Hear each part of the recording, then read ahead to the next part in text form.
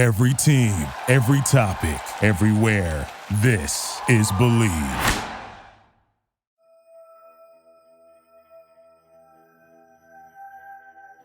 Darkness falls across the land. The midnight hour is close at hand. Creatures crawl in search of blood to terrorize y'all's neighborhood. And whosoever shall be found without the soul for getting down must stand and face the hounds of hell and rot inside a corpse's shell. The foulest stench is in the air, the funk of 40,000 years, and grisly ghouls from every tomb closing in to seal your doom. And though you fight to stay alive, your body starts to shiver, for no mere mortal can resist the evil of the thriller.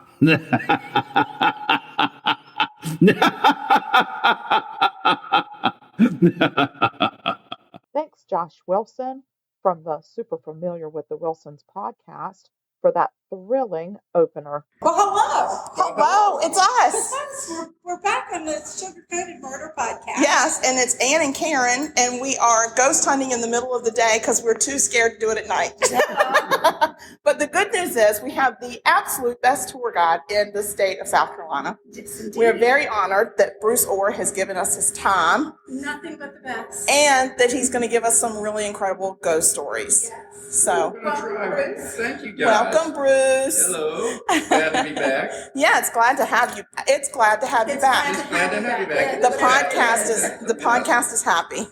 Oh, that's good. First thing I just wanted to explain to you, because we're already getting off to a good start tongue-tied. So Yeah, I know. One of the things about Charleston is there's a difference between spirits and ghosts. Yes. Yes, ghosts come in haunted places, spirits come in bottles. And the I closer love it gets that. to the weekend, the more you find people possessed by spirits. Yes, and I love that. I love being possessed by the spirits. Yeah, I Like, wish that we were having spirits. I personally. Personally, it might make this easier. Maybe after it's all said and done, we'll find the spirits. Let's talk about the ghosts for a little bit. Yeah, we're also here to find the ghosts to see. Okay. Okay. Well, a little bit of background. I'm a retired local law enforcement officer, and I was always skeptical when it comes to the ghost aspect of things. So, a couple of stories right off the bat from the law enforcement perspective. Back in 2012, I was doing a book project. I've written 5 books on South Carolina's ghost tales. We'll talk a little bit about that as we go through them tonight. Oh, yeah. But I did one called Haunted Somerville. And over in Somerville, South Carolina, there is a house which is known, or was known, as a Quackenbush List home. The Quackenbush. Quackenbush. Now, Quackenbush, that was the first builder. And List, Michelle List was the owner at the time, so it had the first person that owned it and the last person. Since then, it's changed hands. Ah. But it's over near Rawlings School of the Arts. And the story is that the ladies of the house would wake up and there would be a Union soldier there, either standing at the foot of the bed or kneeling next to them and praying. Oh, no. Oh, no. Now, as Bugs Bunny said, somebody took a wrong turn at Albuquerque. If he's wearing a blue uniform, he's in the wrong area. He's totally lost. Yeah, he's lost. He just made a wrong turn somewhere. Now, one of the persons that was vastly interested in this story was Bill Collins, who was the mayor at the time. His wife and his mother had encountered the ghost, both in that house. He had owned it, and they had encountered the ghost. Wow.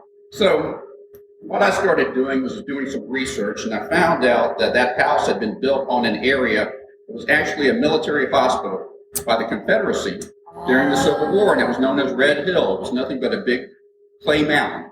Okay. So you put the Civil War there, Confederate hospital. What about this blue soldier?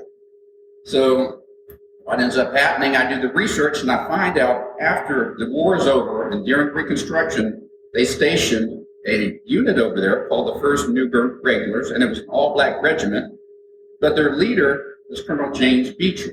Mm-hmm. James Beecher was a staunch abolitionist.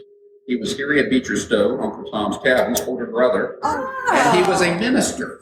So now I put a blue soldier over there. Yes. That is a minister. Yes. All right. So if you're an investigator and you have an armed robbery, and you develop a suspect, the next thing you need to have is proper identification. And you do that with a photo lineup, or you do it with a physical lineup. Well, Right. I don't have a physical lineup, so I did the next best thing just for giggles, and I created a ghost photo lineup. I went on Google, and I pulled up 6 pictures, 6 or 9, 6, I believe, of individuals that were from that era. And what you do when you have an armed robbery, you go to your victim and you say, okay, I've got this manila folder. It has multiple pictures in it. I want you to open it up, and I want you to see if the person that robbed you is in there. He may appear younger. He may appear older. He may not be in here at all, but I want you to take a look. Well, it's just completely bonkers when you go to the person that the ghost that you saw at the foot of your bed may be in here, may not be in here. Oh, God. So I want you to take a look. And I just was going through the motions. I just wanted to see how this would work out. So she opens it up, spends about 30 seconds, and she picks him right out. And she says, I'll never forget his eyes. And I looked at her and I said, oh, where's your restroom? She says, down the hall there, on the left.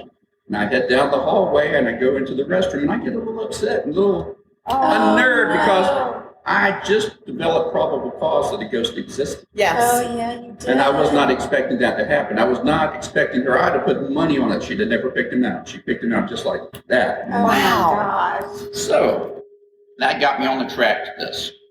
Now, some interesting things. I think we covered a little bit about this before at one time, but as far as law in this country, we have 2 types of law. We have civil law and criminal law. Civil law, if somebody comes and accidentally runs over your mailbox, you can sue them. If they do it on purpose or beat it down with a baseball bat, you can charge them criminally. So civil law and criminal law.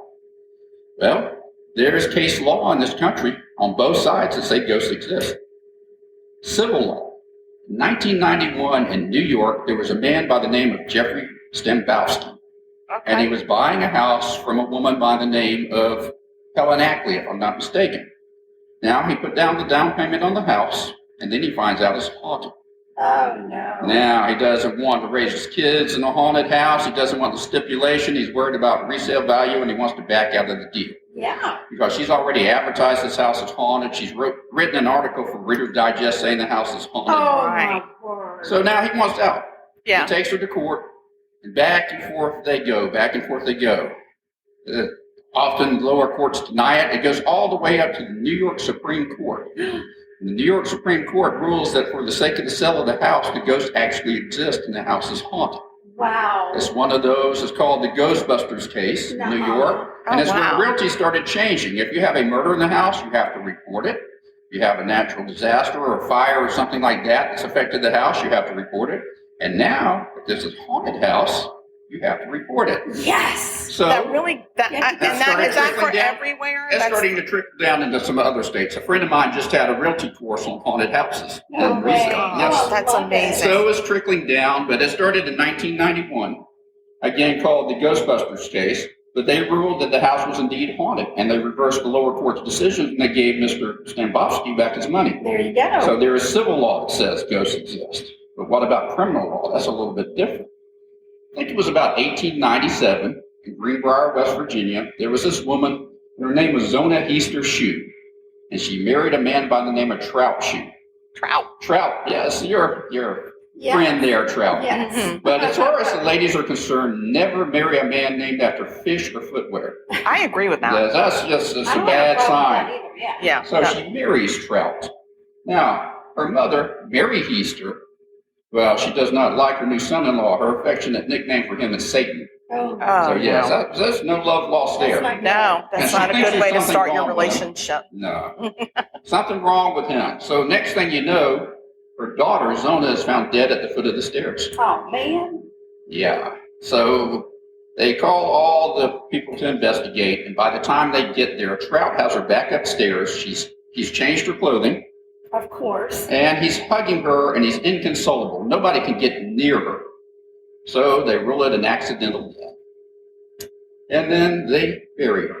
Oh. And Mom is not satisfied. Mary Easter, for the next 3 consecutive nights, she starts praying. Well, she prays, and for the next 3 consecutive nights, her daughter comes back to her as a ghost. Okay. Oh. First night she comes back as a ball of light. Second night she comes back as a full body apparition, and she's talking to her mother and telling her what had happened. Okay. That he was upset because there was no meat on the table for dinner. Well, you can't fix the meat if he's not providing it. So he starts getting in an argument with her. He violently attacks her, starts choking her, snaps her neck, and throws her down the stairs. She tells her mother all this, and while she does this, she actually turns her back onto her mother and spins her head completely around and continues on with the conversation. Sugar, I would do that for you. I would do that for you too. I'd be like, look what I can do. Look what I can do. I literally got eyes in the back of my head now. I am looking all around. That'd be good in some of this traffic out here in Charleston. Wouldn't you? Oh, I wish my God. more people would use their heads and necks Yes. to look in traffic. Exactly. Don't get me started on the traffic. So she does this, and now after the third night, she's explained some things about the case. Well, Mom goes on a crusade, and she starts with the prosecutor, and she starts telling him this tale, and he thinks she's just a grieving mother. And he humors her for a while, but it gets too much. So he says, I'm going to look into it. And he does, and he talks to the coroner, realizes the coroner never examined the body. So the more he does this, the deeper down this rabbit hole he falls. Until he decides there is something wrong with this.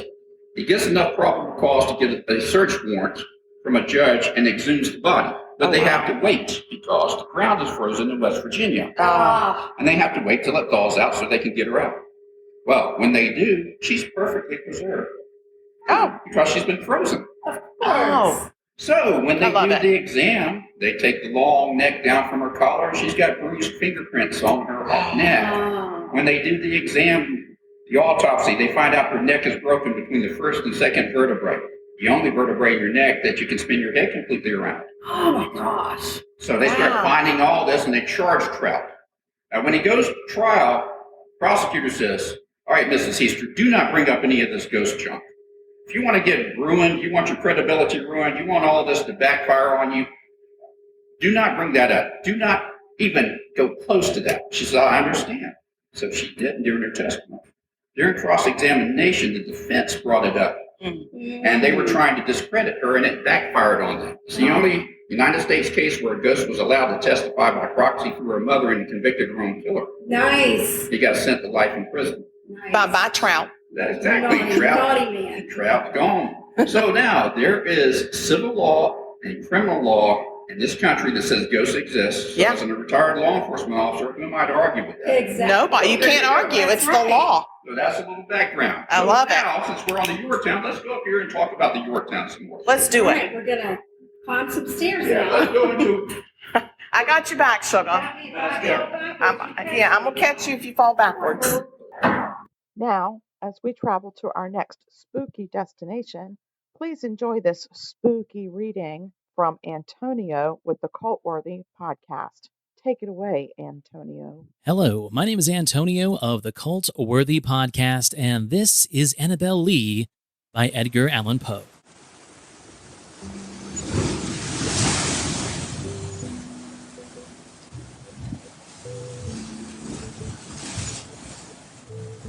It was many and many a year ago, in a kingdom by the sea, that a maiden there lived with whom you may know by the name of Annabelle Lee.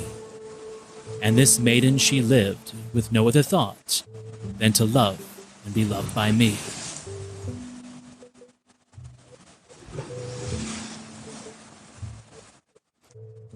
I was a child and she was a child in this kingdom by the sea. But we loved with a love that was more than love, I and my Annabelle Lee, with a love that the winged seraphs of heaven coveted her and me.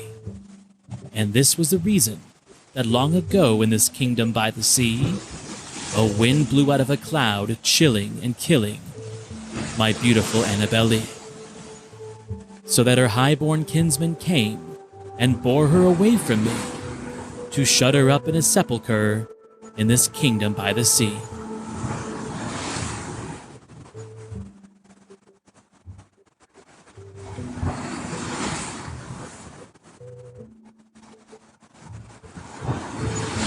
The angels not as happy in heaven went envying her and me. And yes, that was the reason, as all men know in this kingdom by the sea, that the wind came out of the cloud by night, chilling and killing my Annabelle Lee. But our love it was stronger by far than the love of those who were older than we, of many far wiser than we, and neither the angels in heaven above, nor the demons under the sea, can ever dissever my soul from the soul of the beautiful Annabel Lee. For the moon never beams without bringing me dreams of the beautiful Annabel Lee, and the stars never rise but I feel the bright eyes of the beautiful Annabel Lee. And so, all the night tide, I lie down by the side of my darling, my life and my bride, in her sepulchre down by the sea, in her tomb by the sounding sea.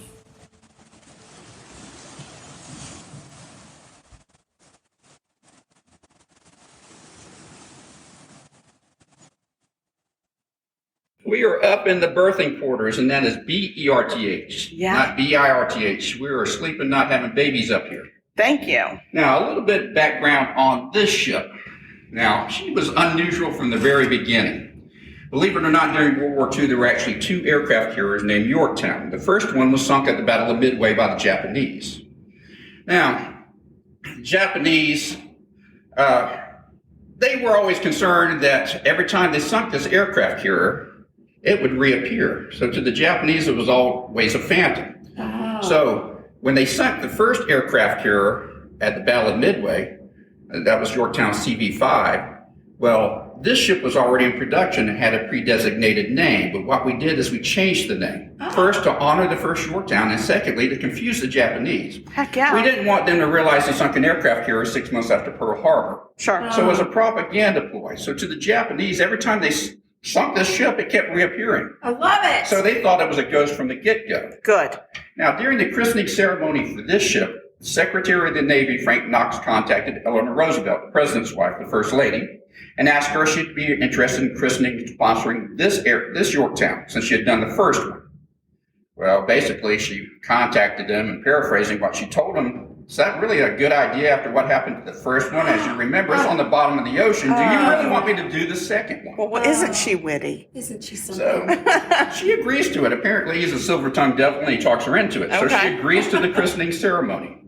During the christening ceremony, Admiral Buckmaster is giving a speech. He had been the captain. Buckmaster. Buckmaster. Not Buttmaster. No. That's an exercise machine. That's something else. It's completely different. The Buttmaster is something. I think Suzanne Summers did that. No, we're talking about Buckmaster. B-U-C-K. Gotcha. Got it. Buckmaster is giving a speech, and 7 minutes into his speech, well, the ship decides to launch itself. The very first unexplained thing the ship did was at her launching, she launched herself prematurely. Uh-oh. Yep, Eleanor Roosevelt, she jumps up, grabs that bottle of champagne suspended by a cord, slings it into the ship, and it bounces off. Oh, no. Nope, not a good sign. Oh, no. She's a little athletic. She catches it on the rebound. She christens the ship herself, the Admiral, and everybody running down the pier trying to christen it on a drive-by christening as it heads off the water without them. I So, like it. from the very beginning, she's had unusual things happening. A with mind her. of her own. She does. She indeed does. Now, the first captain of the ship, his name was Jocko Clark. Now, Captain Jocko Clark was Native American. He was full-blooded Cherokee. So Nice.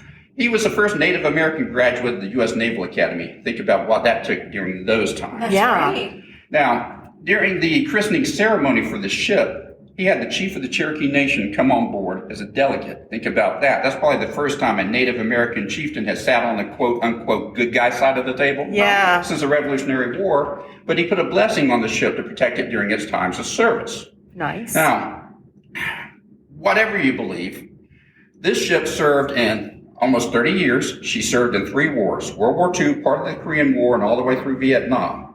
And during that whole time, she had 141 deaths upon her. Now, that's a miracle in that amount of time and that many wars.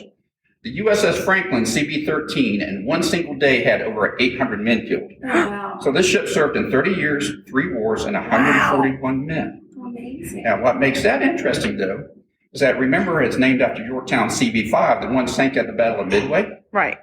That ship, It's fine. Shut up. you're listening to the noises behind it? No, it's named after Yorktown CV-5, the one sunk at the Battle of Midway. That ship sank with exactly 141 deaths upon it. No. way. Exactly. After that Cherokee blessing, this ship had no more or no less than its namesake, 141 for both your towns. Oh, wow. That's crazy. Now, we keep getting a little stranger I and stranger. love this. Now, we're going to go somewhere else for a little bit. Okay. What we're going to do right now, I think I'm going to talk about Jocko Clark a second, since he was Cherokee. And I've got a Cherokee ghost tale for you. That's strange story. fun. This is something you don't get too often. No.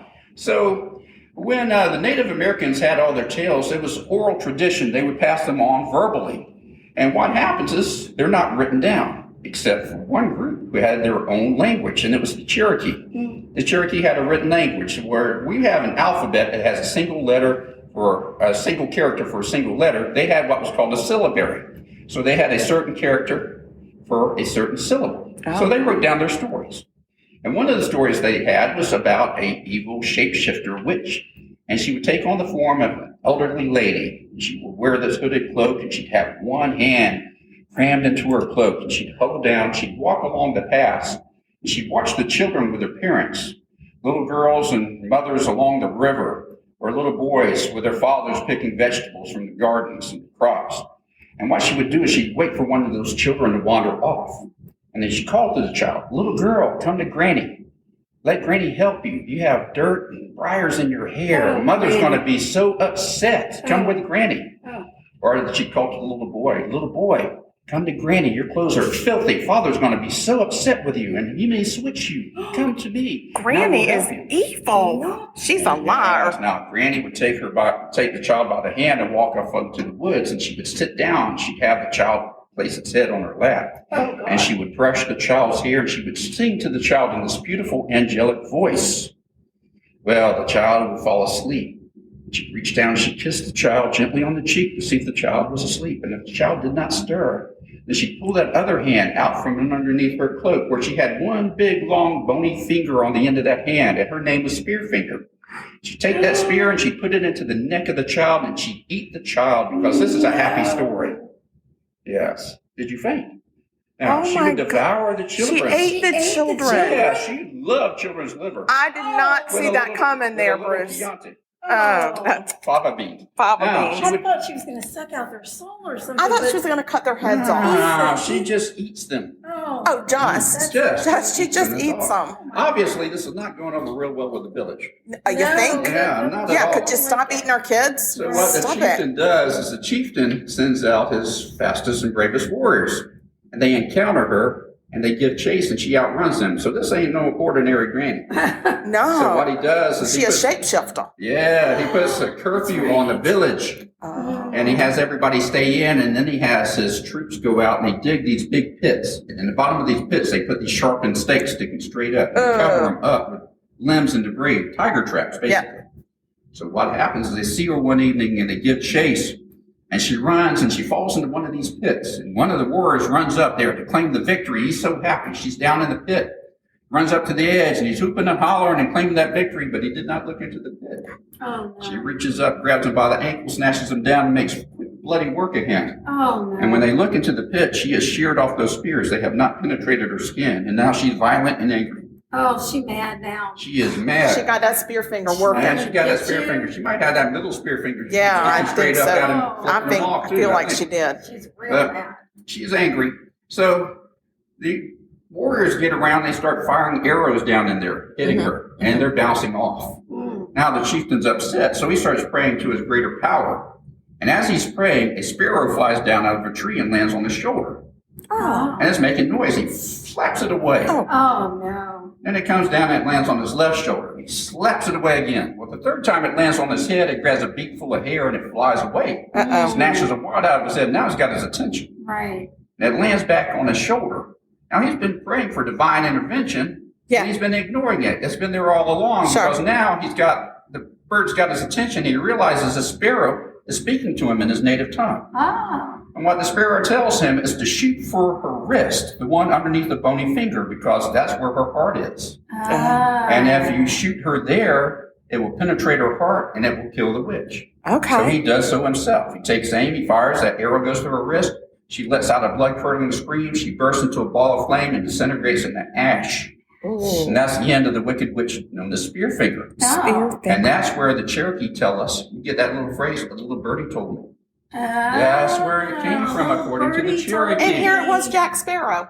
Yes, The there you whole go. time. Now, it's also a cautionary tale Yes. from the Cherokee to tell children not to wander away from their parents. Don't wander But away. also talk to strangers. But also, it illustrates, too, that sometimes your greatest advice comes from the least likely source. Yes. And just because something seems insignificant, Pay not that great attention. and big, pay attention anyway. Yes. So there's your life lesson from the Cherokee. And Yes. if you don't listen to the bird, he will snatch you bald. That's right. Exactly. That's a really good and it lesson. all goes back to Jocko Park. Jocko. Our Cherokee chieftain and captain of the ship. Love me some Jocko. Way to go, Let's head this Jocko. way. Okay. Let's head this way. See what else we can encounter. Here we go. All right, Sugar, I Oh, got I your got back. the chills. Why do I have the chills? Oh, yeah, because there's a little bit of cool air right here.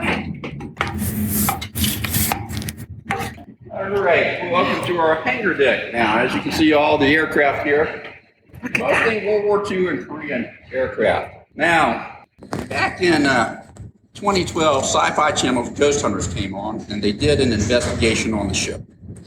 Now, it was an episode called Haunted by Heroes.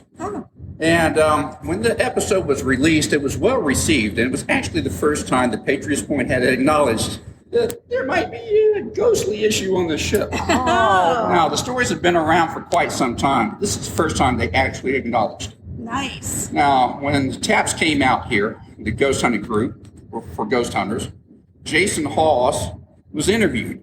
He's one of the leading members, founders of TAPS. He was interviewed by the local newspaper. He described the Yorktown as a hotbed of paranormal activity. Oh, End of quote. hotbed. Wow. Hotbed. Hotbed. He said that each of his individual investigators had experiences on here, and when we put them into teams, all the teams had experiences. He said that is very rare to have that much activity. So after the episode aired, it was well received, and then Patriots Point got with a local publisher, History Press, and they asked if there was anybody that might be interested in doing a book. And Oh. yours truly was available. Yay! So in 2012, I came out here to do this book project, Ghosts of the USS Yorktown. And that was 2012 when I intended on coming out here, interviewing a bunch of people, making a bunch of recordings of their statements, taking a ton of pictures, going somewhere else, and then like renting a cabin, Yeah, and then writing a book. yeah. Well, that was 2012. You see where I'm at now. This is 2012, but I'm still here. Oh, you're still yeah. here. So yeah, I'm Okay. still here. Yeah, yeah, So- I got you. I don't plan on going anywhere else. That shows you what I think about the paranormal aspect of things, but also the historic aspect and also the great ship itself. Yes. It is a wonderful vessel. Now, we've got a bunch of campers coming through I here. know. We've got I a just little think herd it's of so campers. great that They're- the Boy Scouts come They're and camp on the staying on the weekends. ship. They are so much braver than we are. Yeah, we have to seriously. come in the middle of the day. See, I know. Watching don't do all the young nighttime. ones pass We don't by. do nighttime. We just do daytime. So I love it though. when I finished, or when I was doing the book, I found out there were a couple of individuals creating a ghost tour on the ship. Oh, So I met with them, and we worked out a deal where I would stay on, help write the tour. I would do the tours. I would also help teach people. sure. But I found out they were doing paranormal investigations. Oh, So I kind of negotiated to where I could host those. I didn't want to do them. I wanted to tell people where things are, and I wanted to observe. sure. yeah. Yeah. So since 2012 to about 2020, I've probably done over 60 investigations on the ship. That's amazing. Yeah, and it's been interesting. Yeah. But as they say, you never forget your first time. Right, Something on here. right. Wait, is that about ghosts? Yes, Okay, yes, okay, yes, okay, yes, okay, yes, okay. Yeah, it's all about It's the all ghosts. about the All ghosts. about Kind the of ghosts. podcast. Keep Oh my forgetting. God, every time. And there's Ah. we don't even have spirits with us I tonight. know, it's not even the spirits. We can't blame it on the Yeah, spirits I know. either. Just blame it on me. Well, what happens is January 23rd of 2013, I'm hosting a paranormal investigation for a mom and 3 teenage girls. Yippee-ki-yay. Yay. Now, this is actually a birthday present for a young girl that loves the ghost hunting aspect of things, and Sure. she's brought her best friends and her mom. So I'm hosting it. We're down below deck. Back then, they'd shut the power off in the ship, and it would be probably close to 97% dark. Wow. And once the power went out, so did the heat. So within 30 minutes, it's colder inside the ship than it It is is outside. outside. Oh, wow. Yeah. So we're down below deck in the wee hours of the morning in the pitch blackness, and we're hearing metal doors slam. These doors don't blow closed with wind. And then they're hearing muffled conversations and footsteps. No way. Yeah, something that us folks that have been here a while get kind of used to. Yeah. This just comes with the territory. So we come back up here onto the hangar deck. And we're up here, and we're standing a little bit on the other side of that information booth, which was not there at the time. Sure. But we're standing a little bit further back. And as we're standing up here talking and regrouping after that, two of the young ladies point in this direction, and right here where we're standing, it's illuminated by the drink machines, and they see a person walking by. Oh. So they turn to me and they say, "Who is that?" And I look over here and I say, "It's just one of the security officers. Don't worry about it. It's not a big deal." Okay. Well, Mom says it's neither the security officers I saw tonight. And what she means is one's an older black gentleman, one's a young blonde female, and this is definitely a young white male you can see walking in the light. So I just say, it's just another security officer forgot something. It's not a big deal. So we continue to have our conversation. I'm watching him out of the corner of my eye, and Mom and the girls scan around with those big square battery camper flashlights, and they light up this whole end of the aircraft carrier. Yeah. And then at that point, I notice something they don't notice, and I notice he's not wearing a jacket that says security on the back, like the security officers. Right. So my brain defaults to cop mode, and I think we have a trespasser. Oh, yeah. Right. So now I've got to find out who he is, because if he gets off the hangar deck and disappears, we have to shut everything down, turn every light on, and find him, because we don't know if he's a threat. So what I tell them is I'm going to try to figure out who he is. So I begin to call to him, and I'm hoping you say, "Hey, I'm just Joe with maintenance," and that's the end of it. But no, he doesn't even slow down. Hands in his pockets, steadily hurrying towards the tail end of the ship. No. So I tell them I've got to wait. I've got to find out who he is. Y'all need to wait right here. I've got to go down there and find out who he is. So I start sprinting towards him. And as I get to about 20 feet of him, he makes a left towards that stairwell down there, as I anticipated. But what I did not anticipate was a pretty round buttons on the U.S. Navy peacoat he's wearing. Oh, God. He's wearing a Navy peacoat. He's got a hat on and some sort of writing across the forehead. And I start rapidly downshifting. That's not what I wanted to see. Exactly. Now, Throw that in reverse. exactly. Now, he makes one more step towards the stairs, and then there's no longer anything in front of me. Oh. Exactly. And now, there is a collective gasp, and one of the young teenage girls proceeds to drop enough F-bombs to sink this aircraft carrier. Oh, right. So that is the only time you're allowed to cuss in front of an adult like that, apparently. Using that type of language. I completely agree. I agree with that, too. Now, she's either, one of two things has happened. She's either psychic and read everything in my mind, or she's seen exactly what I've seen. And I'll take either one at this point. Right. Yeah. Now, fortunately for me, security has come out because they've heard the running, and Mom and the girls run over there to the security officer. That gives me a couple of seconds to take all my fecal matter and shove it back into one sock. Because I've had a lot of things happen in my life, but I've never had a person vaporized. That takes a little I'm getting used to. in pursuit of I'm the in pursuit. suspect. Whoop. He's not there. Not there anymore. No. Oh, that's a call to spirits right there. Yeah, right off the bat. that is definitely. I'd be like, bring on the spirits That's now. exactly. So we all go over there and we have a conversation. Pretty much everybody's seen the exact same thing except two of the young ladies, and he said his hat was different.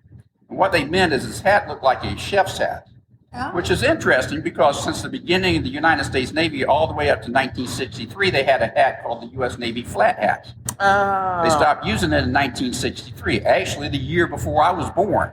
So these young teenage girls, would they have known that? Right. I don't know. I don't think so.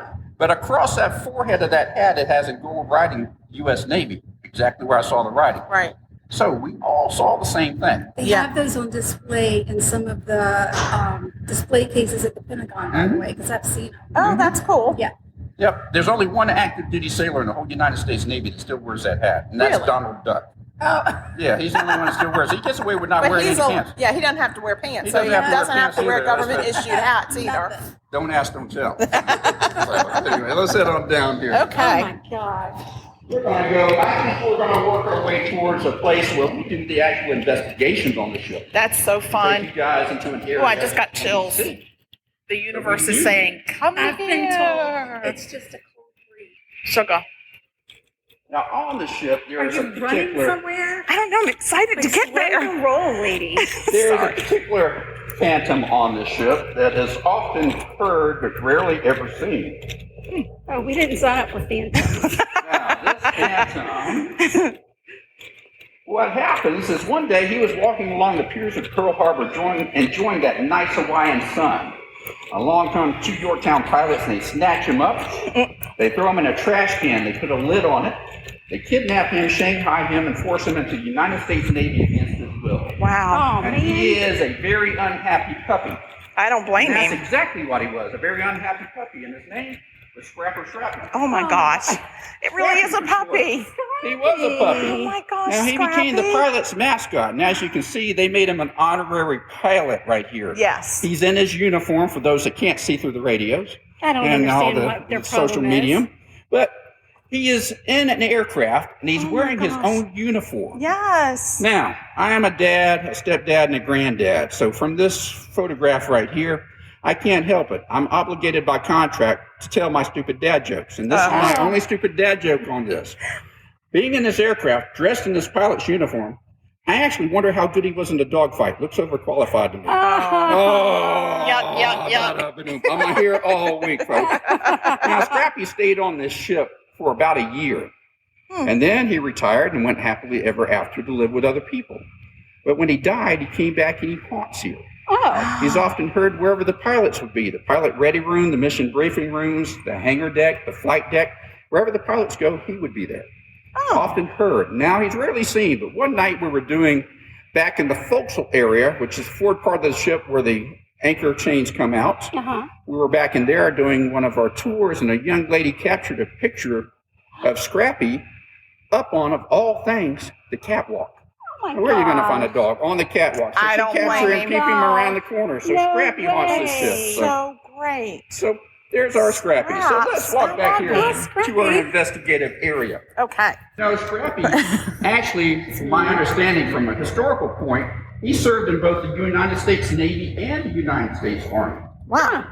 He was What busy. happened is there was a visiting band here, and, well, Scrappy took a great dislike to the band leader. Oh no. And the story is that one day the band leader and the whole band were out there on some downtime. They were sunbathing on the on the flight deck up there, getting some sun. Mhm. And Scrappy did not like that, and he just marched out there. And he did not like this band member at all, so he cocked his leg and relieved himself upon that band member's head. So what happens is they play Easter egg with Scrappy.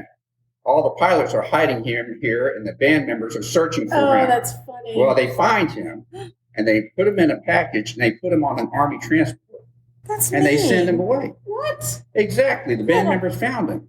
So, Captain does an investigation. He finds out that Scrappy had been put into the United States Army. Oh, no. Now, they adopted him immediately, so that's how he served in the Army, but the captain turned around and went back and got his crew member. That's how important Scrappy was. Yes. So Scrappy came back to the You don't Yorktown. leave a man behind But or a for dog. a brief second, he also served in the United States Army. Way to go, So Scrappy Scrappy. served in Wow. both. That's Scrappy, really yeah. impressive. Scrappy is impressive now. All right, let's head this way. Oh, Jesus, we are. Yeah, we are deep in the guts. Come on through here. There's not a lot of air in Oh, Bruce, here. I don't like it. I don't like it. It's I don't fine. like it. You're I don't like good. it. Oh, I was good. I left the lights on down here. Usually when we go back down here, it's pitch black in the back. I It cannot is imagine. Like, we are in it. All right, you guys There's go. no windows. It's fine. You're Oh, my good. God. Do you smell gasoline? We're on a ship. We're gonna burn. Oh my We're gonna God. burn. We're gonna burn. Oh, Bruce is going Bruce, to take care of what are us. we doing? We're going Oh, into thank you, the Jesus. guts and bowels of the ship here. where we're Into doing the our first bowels. investigation. Okay, you got this, Sugar. Well, they'll tell Mama we love her. She's going to be like, you crazy girls. I never told you to do that. Where in the Sam hell are we? Well, we're in the guts. We're in the bowels. I don't see windows. Oh, I don't like it. I don't like it. What's happening? Bulldog Tours actually does paranormal investigations on the ship. So the Yorktown was gracious enough to give us an area. Are you out of breath because of the She's trip or the ghost? claustrophobic. It's fine. She's good. She's fine. It's good. Get it together, Sugar. good? Don't make me We'll be all slap right. you. We're good. This is fine. It's U.S. Navy stuff. It can't hurt us. Now, Are you kidding? It could suck the Bulldog life right tours. out of us. No. paranormal investigations, and this the Patriots Point, the Yorktown, has been gracious enough to give us an area to do these investigations in. That's so So nice. that's where we're going to step through. This is an unrestored area of the ship. Bowels, So- the bowels of the boat. Now, I left the lights on for us. I was gracious enough to do that. for I'm you going to guys. hold the microphone in case she turns around and runs. So let's go back here and see what we may observe or may hear as we go through and talk. Yes. Holy Jesus. Well, what? we're never going to hear the ghost, Sugar, if you are like having a panic attack. Lord have mercy. Oh my God. So, unrestored area of the ship. So this is our desktops. So just don't fall over the yellow barricades. You said and that. death stop? Yeah, we're stopping you from Yeah. going to your death. Yeah, don't go to your death, Sugar. Let's go. I don't know what to do. Let's go. Wow. I mean, you couldn't find your way out of here if you had a map, like I couldn't. It would take several months for them to find their way around the ship really well. Oh my God, I don't like it.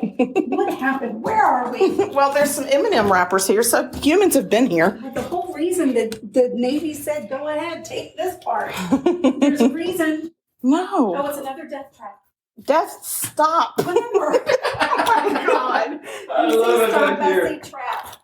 All right, here's another one, See Sugar. that all the way down Wow, to that the very, goes very right- bottom. Oh my gosh, it really does. What? It goes all the way down. Don't look, It's like a- don't look. What if somebody's looking back? Here, now this is a decontamination area. Oh man, I don't feel like there's any oxygen. There is. It's lots of Well, oxygen. here, there'd be oxygen in here because this is a dressing station for if you were injured or you had to Yeah. decontaminate. So there would have been oxygen back Oh here. my God. Oh, Lord have mercy. Are you kidding me? So, yes, now we're in an unrestored section a little bit further away from people. Oh my Now, God. to give you an idea of this ship was of the Essex class. That was the largest classification of aircraft carrier of its day. The Yorktown belonged to that. Now, this ship, you saw it from the outside, is 1/3 the size of a modern day aircraft carrier. Yeah. So you could technically fit 3 of these on a new one. Yeah, That's she unfathomable. petite. She a petite. Yeah, she is small. Now, if you cut her open and you laid her out flat, she would cover 5 acres. Okay. She was a floating city. Oh. And they had everything in here for a city. They had barbers, they had grocery stores, they had all sorts of things. Mhm. So just imagine that. And every city has ghosts. Of course. So why would this be any different? Wouldn't And be. that's the way you have to look at it. So we're in a back, an unrestored area. What happens back here is when we do the investigations with our equipment, we have interesting things happen back here. Oh my gosh, tell us. Now, Tell us. this, again, people would have been injured back here. So we've Sure. had some people pick up on what they call, What is that? Oh, is it a... that's something rolling above us somewhere. I think So it's a that's suitcase. electronic. They had electronic voice phenomenon, EVPs. Okay. So that's disembodied voices. So sometimes back here, people have recorded people screaming, Oh no. crying back here, because again, they would have been injured. Yeah. Another area, though, that I like when I did the investigations, I stopped doing them a while back, and we've got a bunch of great people with this company that still do them. They do? Yes, Oh, they that's do them. wonderful So, news. Sugar, I know what I'm getting you for your birthday. Oh God. one of the areas back here that happens to be my favorite area, that seems to be pretty active, believe it or Oh not, my God. I really do feel sick. Don't be sick. You can't be the sick. restroom. Oh, the restroom. Well, I'm sure they have a lot of activity. Sugar, don't go down there. It's a death Yeah, stop. let's do God, this it's way. a death trap. And I'll get you out of here momentarily. It's fine, Bruce. Take your time. I like it down here. What are you talking about? There are no windows. It's right here. Oh. Put your step on that lip. There's a lip. Well, there's some bolts up here they're exposed to, so be careful. Oh with my that. God. Where are we, Bruce? We are They're toilets. in what is known in the Navy as the head. It's the Or head. It is the God. toilets. I don't think The as potty women we're room. supposed to be in this part. Oh. This my is God. a potty room. Now, believe it or not, There's a urinal When right they- there, Sugar. Oh. when they set things up as their equipment, this is one of the most interesting and most active. Oh, So really? I guess ghosts do go potty. They go poo-poo. They And then go they go potty. boo. Yeah, they go boo and poo at the same Oh, time. my gosh. Now, what they have done back here is they set up a grid, and basically it's a laser grid. It projects a series of laser dots on the walls, the ceiling, and the floor called Yeah. a ghost grid. One of the things that I saw that I've never seen anywhere before other than this place is that about knee high you would see those dots bouncing off of things. Mm-hmm. Now, they shouldn't bounce off of anything unless it's something solid. So could it be dust particles? Maybe, but I've never seen that much concentrated. It was actually two different tones. It would be almost like a solid beam of light down here, and it'd be smaller up here. So we didn't know what it was blocking. But oftentimes you would get movement in the stalls here too as people are videoing. Mm-hmm. So I guess the ghosts are hitting the bathrooms back here. They're hitting the head. Yeah, hitting the head back here. And Yeah. that's where the term really comes from. Wow. So, yeah. Are you okay still? Back? No, I'm not. You don't want to go sit on one of the potties? No, I do not. What's around this corner? Like, I don't understand. Is it? That's Oh, it just none of our goes. business. It's just a cabinet. It's a deactivated cabinet. It's none of our business. It's It's where they deactivated. keep the extra TV. Is that a mirror? Yes, it is. Look- Or look was in it that was a mirror. cabinet, actually. Part of a cabinet. Oh, it's metal. I was Yeah. going to say, look in the mirror and see if there's anything behind you. You look in the mirror. I can't. I'm doing the recording. I'm sorry. So I'm going to Which you way are we guys back going? the way we came in. And just take your time because this is nice. Oh my God, what is wrong with Look you? at that. Oh my God. I just wanted to get you guys away from all the crowd. I and all the agree, cameras Bruce. I that were like in there. it. So it's nice and quiet back here so you It can is. record. And look at the nice, these are like captain's quarters and stuff, right? Yeah, that would have been more of the higher ranking folks back in these. Yeah, I would areas. think so. A cot Actually, with there was one springs. that had carpet in it, so Oh my I think that was gosh. a rarity. Yeah. That was a highfalutin. He might have had some stars on his uniform for that one. Wow. She's like, there's another death stop, Sugar, so don't step in it. What was this? It's just a thing. Oh, maybe they lay That like, was they cut some of the stuff down there, but it was actually what was in this section right here would have been a foam fire suppression system. oh, So okay. where that would have created the foam back here, forced it through those tubes, and then it suffocated the flames. If Okay. they had something happen. Sure. So that's what that would have That's been cool. right there. I can't take you anywhere. So I'm going to get you back out of this section into some of the bigger sections, and we'll go to the flight deck and wrap it up there. Oh my God, where'd he go? He's right here. He's not going I'm to right leave here. I had us. left you. Now we're out back in the place where you thought there was no oxygen, but turns out there is Oh my oxygen God. up here. More oxygen in here than there was back there, wasn't it? Lord have mercy. Yeah. Again, in 2012, I talked about that Pond in Somerville book.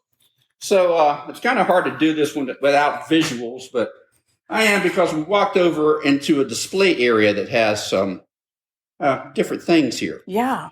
Now, back in 2008, I had a friend named Ike. I'm going to try to crucify his name, Alcacilianos, but Ike is close enough. All right. Now, he ran a group called Dark Waters Paranormal. And what he was doing around Halloween is he was going to put on an interesting show, so to speak, for Charleston City paper. He was going to do a paranormal investigation down at the Somerville Armory. Okay. And he invited them along with a photographer, and they were going to watch what happened. And the story is what happened down in the Somerville Armory is there was a young man that came back from a deployment. And when he did, he found out that his wife had left him. Distraught, he went into the place, went into the shower, and as he was taking a shower, he shot himself in the head, committed suicide. Oh, And the place was haunted. The bathroom doors bang, their stalls open, all sorts of things. Full body apparitions. So we go in and we do the investigation. Ike has invited me to help set up equipment and monitors, and we do. We set up all this equipment. And we go through this whole investigation, the whole evening, with this reporter there and the photographer. And not a single thing happens. Absolutely zip. So they take some photographs, the photographer did, and they put it, they do an article, and it's Who You Gonna Call? oh, that's And it's fun. kind of, they're making tongue-in-cheek Yeah. fun of us, but going along with it. Yeah. And they put this photograph up. So I framed it, and I stuck it in my office. And 3 years later, I take it down, and it's sitting on my desk, and my wife comes by, and she looks at it, and she says, "Who's that in the picture with Ike?" I go, "What do you mean?" And she's that person right there. And over, looking out behind Ike, where he's looking at a computer monitor, over further from Ike, looking out the windows and the doors, is a soldier. Oh, Wow. And he's standing there in full uniform. And what is interesting and why I stopped is he's wearing what's called the M1 helmet. Uh-huh. Ah. Now, the M1 helmet, they stopped using that in 1985. Okay. So this soldier is wearing a helmet they stopped using in 1985, but we photographed him in 2008. So the whole time we thought we had not captured anything, the photographer accidentally did. It was a paranormal photobomb is what it actually was. Wow. So listen Did on you go us back there. to the guy and see? Yeah, actually, when I wrote the Somerville book in 2012, I contacted Jonathan Stout, who was the photographer, and told him about it, and he allowed me to use it in the book. But also, he was fascinated. He was stunned. He had no idea what he had captured in that That's photograph. amazing. Wow. So nobody knew until my wife. Until your actually wife, saw she wins the prize. it. So, exactly. She did. She won the prize. She married me. Yeah. That's where the scouts go. Oh, thank you, Jesus. Got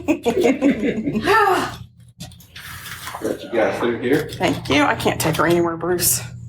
Lord, we were inside it. We were in the colon. It was close. That's it. Let's head this way. I felt like the colon was. Oh, Jesus. Oh, what does it matter? It's a person. It's a real person. You need to speak to somebody. You just start sneaking around. My gosh. We're going to put a bell around you. My knife. And I was leaving her behind. I was like, I'm gonna go and you're on your own. Again. A full body apparition right there.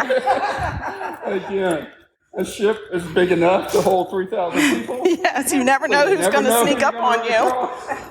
That was awesome. Oh, I think what we're going to do is we're going to cut through here. We're going to go up to the flight deck for a few minutes. okay. Take a look out at our wonderful Charleston Harbor. Yeah. We're going to take the escalator up. yay. We're going to walk up it. Yeah. Yeah. We So put go. it in 1953 for the jet pilots and their heavy equipment. It has gaps in it that'll cut your toes off. Oh, no. We want you to go home with your own toes and no one else's. Wow. So let's head up this way.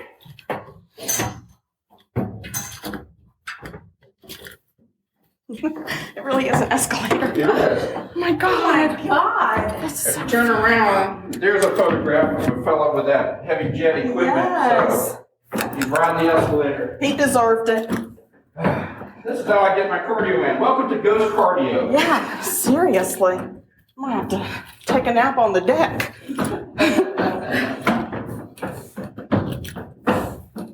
Well, the good news is we made it to the top. The bad news is we're going to have to go back down it in a little bit. Oh, no. Oh, Lord. Oh, my gosh. I'm just going to lay down up here. Yeah, I'm going to have to take you to bed. Okay. You could always have gravity help you on the way down there. No. Yeah. That helps me enough already. Welcome to the flight deck. Nice. Wow. This is our wonderful Arthur Ravenel Jr. Bridge. Yes, it is. Now, on wrapping it up, I guess, I was going to give you from our Dark Side tour. Ooh. Yes, we And like the dark Side side. tour is not a ghost tour. Repeat, not a ghost tour. This is basically a PG-13 R-rated adult history tour. Well, that's Oh, very wow. scandalous. Yeah, so- Snazzy. So for Spicy, any children wow. that are listening, No this would be the children listen time to this turn podcast your because we podcast say off. fuck all the Right, time. I know. Oh, no, Mama. I'll No, just- Mama. I'll bleep it out. So what happens? She'll know though. What happens is our wonderful Charleston Harbor out here. So about 1718, we wake up one morning, and lo and behold, out there in the Charleston Harbor, there are 4 ships. That's not unusual, these 4 sailing ships, but what is unusual is the formation that they're in. It looks like they've created a blockade. Oh. So we get on our little telescopes and we look out there, and they're all flying black flags. They're Honey, pirates. we have pirates for breakfast, dear. Yeah, Oh, exactly. wow. And the biggest, gnarliest looking ship with 40 cannons all around it is flying the flag of Edward Teach. Blackbeard is in the harbor. Yes. And next to him is Stede Bonnet's ship. And then 2 other pirate ships. So we got 2 prominent pirates, Yeah. Blackbeard and Stede Bonnet's in the harbor. Now, and they have created a blockade. Well. Now, there's a ship called the Crowley that tries to make a run for it, and the captain is an idiot. He's captured in a matter of seconds. Yeah. So now they have hostages, and on board the Crowley is Samuel Ragg and his son, prominent Charleston businessman, merchant, and politician. So now they got high-end people for a ransom. Wow. Now they hold them for ransom, and what do they want? Do they want gold and gems and jewels and all that wonderful No. stuff we call the booty? Nope, they want They want nothing the to, booty. They don't want the booty. No, they want nothing to do with the booty. Oh. That's why they're here. See, once a year out in Ocracoke, North Carolina, they have a big party called the Ocracoke Orgy. And they eat, drink, and sleep with everything that moves. So now there's an outbreak of syphilis among the pirates. No, they need an antibiotic. Yes, they need treatment. That's They're here for they're here. treatment. That's exactly what they're here for. They got to get the ooze stopped. Oh, Exactly. So now what they're here for is mercury. That is a treatment. Now, I do not advise using mercury for medicinal purposes. No, I think we Now, don't you've do heard that of the Mad anymore. Hatter, right? Yes. So, yes. There's truth to that because when the hatters are making animal pelts into felt, they use mercury. They absorb it through their skin, they inhale it, and it drives them cuckoo for Cocoa Puffs. It creates mercury poke. I love it. So if you're 4 months, you're bonkers. Anything further than that, you get homicidal and paranoid. Oh, so there's wow. truth to it. Yeah. And that's accidental. The Yeah. pirates are using it on purpose. Oh, no. They had a saying, and they knew their mythology. They said a single night with Venus could create a lifetime with Mercury. Oh, yeah. Oh, So my gosh, that was a look at pirate them. saying once they got that. Yes. Now, they would put it in a brass syringe called a urethral syringe. They Oh. would insert it, yes, Oh, yeah, Lord. and No. plunge that down there. So no wonder Blackbeard was setting his face on fire, cutting people's throats. Oh, my gosh. That was the treatment. So That's torture. they get this. They get this treatment, and Blackbeard keeps his word, and he releases all the pirates. And, well, what they do is they sail away. Blackbeard sails away, so does Stede Bonnet and the other 2 ships. We send out our pirate hunters, and they catch up with Stede Bonnet. They capture him, they bring him back to Charleston, and they take him before Judge Nicholas Trott. Nicholas Trott tries him. Now, he's a silver-tongued devil, and he looks at Judge Trott, and he says, "Your Honor, please cut off my arms, cut off my legs, but leave my tongue so I can sing your praises forever." Oh. He says, "Screw that. I'm just going to hang you, and then we're going to put you in a cage and hang you out in the Charleston Harbor for 3 consecutive tides because crabs got to eat too." And that's what they did to him. Now, he haunts the old exchange building down in the city of Charleston. We talk about him on our Ghost and Dungeon tour. Yeah. Now, Blackbeard, though, he sailed away, and he accidentally ran the Queen Anne's Revenge aground over in North Carolina. Yeah. And he had to scuttle it. He got away. He lived to fight another day, but eventually pirate hunters caught up with him and killed him, and that was the end of the golden age of piracy. Yes. So we knew the story was true about the blockade, but the rest of it, Charleston being the only city held hostage because pirates had to clap, that seemed a little far-fetched even for us. I mean, we are elite. We're an elite It setting. seemed far-fetched for us, but those archaeologists, though, in North Carolina, they found the Queen Anne's Revenge, and when they started excavating it, they found the syringes. No. Yes, they did. So the story is true. We are the only city in the history of piracy ever held hostage because pirates had to clap. Gee my whiz. God. Well, we are using that in our tourism industry. I don't know why it's on, not on every I am a- brochure. I am an author. I am a writer, so I already have the motto. Good. You got the drip, take a trip. See Charleston Blackbeard did, 1718. There you go. Now I'll leave you with that one. So you got the drip, take the trip. I love it. So come see us. Thank you, guys. Thank Bruce, you. And as thank usual, you are Bulldog. a primo guest. You are the Thank you. best storyteller. And Yes. I'm telling you, if anybody is ever in Charleston, whether you got the drip or not, find Bruce or go to Bulldog and ask for him by name, because if you don't, you're dumb. You're just dumb. You're missing out on And just everything. remember, the dark side is not a ghost tour. The Dark Side Tour is not a ghost story, and it's not fit for children, No. but it is fit for adults.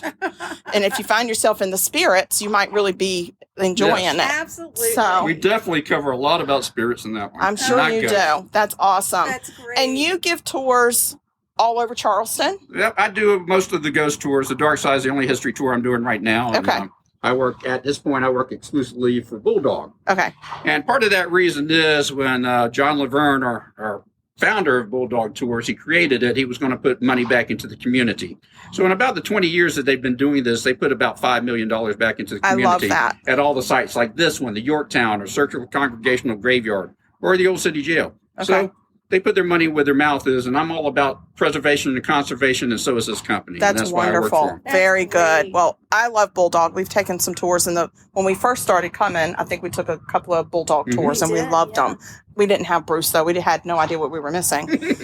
But yes, Bruce, thank you so much. Well, thank This is you, guys. wonderful. Thank you, USS Yorktown. You're a wonderful, majestic lady, and we appreciate you your are. hospitality. And of all things that we wish you is we wish that you would stay sweet and don't murder. If you kill people, This has we will been talk about you. Sugar Coated And don't Murder get the clout. Podcast, a deliciously entertaining true crime podcast. Like what you heard? You can always explore past episodes by visiting sugarcoatedpod.com. Don't forget to like our Facebook fan page and share with friends. Thanks for listening to Sugar Coated Murder Podcast. Thank you for listening to Believe. You can show support to your host by subscribing to the show and giving us a 5-star rating on your preferred platform. Check us out at Believe.com and search for BLEAV on YouTube.